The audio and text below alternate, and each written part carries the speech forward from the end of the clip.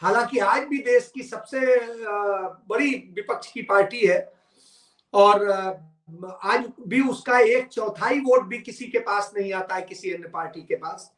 बावजूद इसके कांग्रेस से ये अपेक्षा नहीं की जाती थी। कांग्रेस से अपेक्षा की जाती थी वो भारतीय जनता पार्टी जैसी पार्टियां उसके आसपास नहीं आ पाएंगी, लेकिन आ गई, उससे आगे निकली और बहुत आगे निकली। इतनी आगे निकली कि उसको पाना आज मुश्किल हो रहा है। तो ऐसी स्थिति में एक जमीन में उतरने की जरूरत थी। रही बात पार्टी की, तो देखिए पार्टी अपने ढंग से चलेगी, उसमें कोई बहुत बड़ी चीज नहीं। राहुल गांधी ने जो लकीर खींची है वो लकीर इस आधार पे खींची है जैसे एक समय में गांधी ने लकीर खींची थी। पार्टी इधर चल रही थी, वो दूसरी तरफ चल रहे थे। और कांग्रेस पार्टी का तो इतिहास है उसके नेताओं के छोड़ने का, आज से नहीं है। देश की आजादी के पहले यदि आप चले जाइए 1906 से आप बात शुरू कर दीजिए तो आप देखिए कभी गरम दल, कभी नरम दल, कभी कुछ, कभी कोई। इवन पंडित जवाहरलाल नेहरू के पिता मोतीलाल नेहरू पार्टी छोड़ गए, जो राष्ट्रीय अध्यक्ष रहे। उसके अलावा भी कई राष्ट्रीय, जैसे सुभाष चंद्र बोस छोड़ गए और बहुत सारे लोग छोड़े। लेकिन क्या उन सबके जाने से कांग्रेस पार्टी खत्म हो गई? कांग्रेस पार्टी ने एक नया रूप रखा और फिर नई तरीके से खड़ी। तो वही स्थिति है आज। वही लगता है जैसे एक वक्त आता है अपना चोला बदलते हैं, तो आज बदलती हुई दिखाई दे रही है। आज फिर से कांग्रेस पार्टी अपने मूल स्वरूप में लौटी है कि वो पैदल चल रही है।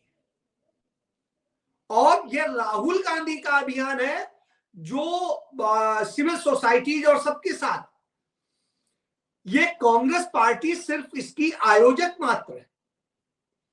तो आप इससे समझ लीजिए कि राहुल गांधी आज अध्यक्ष नहीं है। राहुल गांधी आज सिंपल एक केरल के सांसद है। भले ही वो जो राष्ट्रीय अध्यक्ष है उनके बेटे हैं, पूर्व राष्ट्रीय अध्यक्ष है, लेकिन राहुल गांधी के पास में या उनके परिवार के पास में पिछले 32 साल से कोई पद तो है नहीं, कोई सत्ता नहीं है। तो जहां कोई सत्ता नहीं है, पद नहीं है, तो उस स्थिति में अगला आदमी लड़ रहा है, तो इसका मतलब है मुद्दों को लेकर ही लड़ाई हो सकती है। सर इसके साथ एक बड़ी चुनौती राहुल गांधी के सामने ये भी तो रहने वाली है कि वो तमाम जितने भी विपक्षी दल हैं उन सब को राज्य के स्तर पर और नेशनल लेवल पर भी अपने साथ कैसे जोड़कर चलते हैं। वरना यहीं पर भले ही आप आगे बढ़ रहे हैं, आपके ही अपने विपक्षी दल कहीं ना कहीं फिर आपको पीछे कर देते हैं, क्योंकि जब तक एकजुटता नहीं आएगी तब तक कैसे जीत हासिल होगी उनको। बिल्कुल मैं आपकी बात से सहमत हूं कि एकजुटता होनी चाहिए, लेकिन क्या ताली एक हाथ से बजती है? ताली तो दोनों हाथ से बजती है। आप कहेंगे कि ममता बनर्जी हमारे साथ आ जाएं, हम उनका स्वागत करते हैं, उनके लिए हम जो विधानसभा चुनाव होता है हम भी एक प्रकार से विड्रा कर जाते हैं, सीपीएम को भी करा लेते हैं। लेकिन उसके बाद क्या होता है? चुनाव में बेहतरीन प्रदर्शन के बाद में ममता बनर्जी उन्हीं दोनों को गाली देने लगती है, उन्हीं दोनों में तोड़फोड़ करने लगती है। ये है। इसके बाद में आप देखिए, जब बिहार का चुनाव होता है, बिहार के चुनाव के दौरान जिस तरीके से होता है, नीतीश कुमार जिस तरीके से एकदम से पाला बदलते हैं और फिर भाजपा में चले जाते हैं और उनकी सरकार बनवाते हैं और सारी चीजें करते हैं, आप बताइए क्या कहेंगे? तो गलती किसकी है? उसके बाद आइए, आप इसी तरीके से आम आदमी पार्टी अपने आप को कहती है कि हमें किसी से जरूरत नहीं, हमारा जनता से गठबंधन है। तो बिल्कुल है, सभी का जनता से होता है, जो भी राष्ट्रीय और प्रादेशिक दल है सबके जनता से होता है, जनता ही वोट देती है। तो साहब जोड़ने के लिए तो आना पड़ेगा। जब उपराष्ट्रपति का चुनाव होता है तो ममता बनर्जी उसे वोट देती है जो है बाइकआउट करती है, जो भी कुछ करती है वो उसका करती है जिसको वो पूरे टाइम पानी पी पी कर गरियाती रही थी। तो आप समझ लीजिए, तो जब विपक्ष इस तरह से दिखाई देगा तो उसे कैसे जोड़ेंगे आप? आपसे किसी तरह से जबरदस्ती का तो नाता नहीं जोड़ा जा सकता, प्रेम से जोड़ा जा सकता है। तो आइए मुद्दों पे जोड़ा जा सकता है, आइए नैसर्गिक सिद्धांतों पर जोड़ा जा सकता है, विचारधारा पर जोड़ा जा सकता है। लेकिन यदि इन सबसे इतर हो जा रहा है, सिर्फ अपने स्वार्थ को ही देखेगा, तो भाई स्वार्थ से तो ऊपर उठ के चलना पड़ेगा जब आपको समग्र जोड़ना है। और नहीं तो आप एकला चलिए, तो चल रहे हैं जो जिसको जो चलना है। देखिए, लेकिन सर इससे नुकसान तो होगा ना फिर अगर साथ नहीं हुए तो। सुन लीजिए, भारत जोड़ो का सबको आमंत्रण दिया गया, कौन अब जुड़ेगा कौन नहीं जुड़ेगा उस विचारधारा से जुड़ा, ये उसको सोचना है। दूसरी चीज, किसी को ऐसा तो है नहीं कि किसी को वीआईपी ट्रीटमेंट मिल रहा हो और किसी को न मिल रहा हो, सब समान तरीके से वहां चल रहे हैं।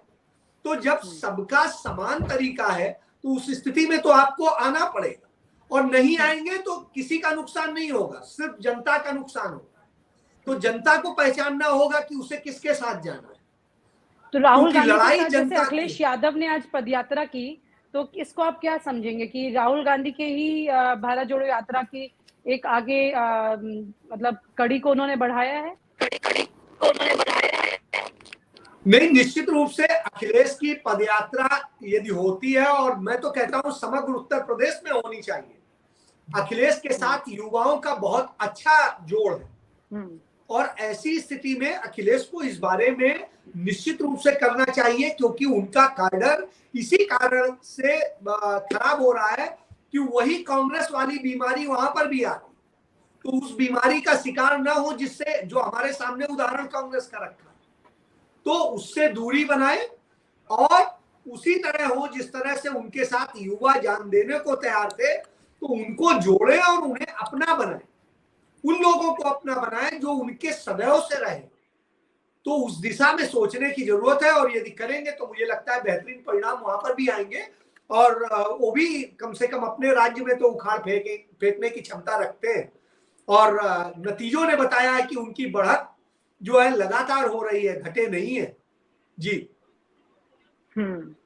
हाँ है तो, लेकिन वही सवाल है रविंद्र जी यहाँ पर कि अखिलेश यादव अगर पदयात्रा कर भी रहे हैं और उधर से राहुल गांधी भी कर रहे हैं, और आप हमसे जुड़े रहने के लिए सब्सक्राइब करें YouTube पर, फॉलो करें Twitter पर और लाइक करें Facebook पर। और ज्यादा जानकारी के लिए आपको टाइप करना होगा सिर्फ न्यूज़ नशा।